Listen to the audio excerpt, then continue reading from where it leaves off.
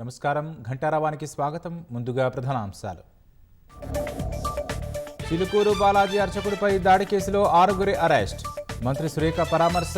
నిందితులపై కఠిన చర్యలకు సీఎం ఆదేశం. ధరలు తగ్గింపుతో ఖమ్మం మిర్చి మార్కెట్లో రైతులు గగ్గోలు. గిట్టుబాటు ధర కల్పించేలా చర్యలకు మంత్రి తుమ్మల నిర్దేశం.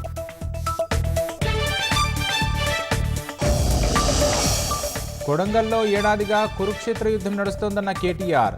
సోదరులకు రేవంత్ భూములు దోచిపెడుతున్నారని ఆరోపణ.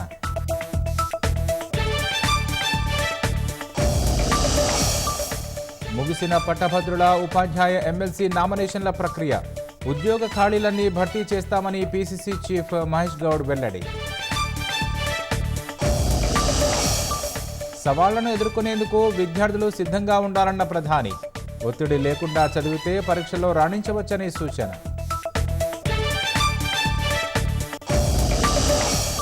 దేశంలో మరోసారి భగ్గుమంటున్న బంగారం ధరలు. ఢిల్లీలో 88,000 దాటిన 10 గ్రాముల పుత్తడి.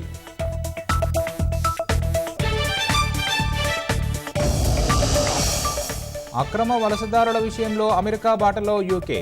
త్వరలోనే కట్టడి చర్యలు తీసుకుంటామని స్మార్మర్ వెల్లడి.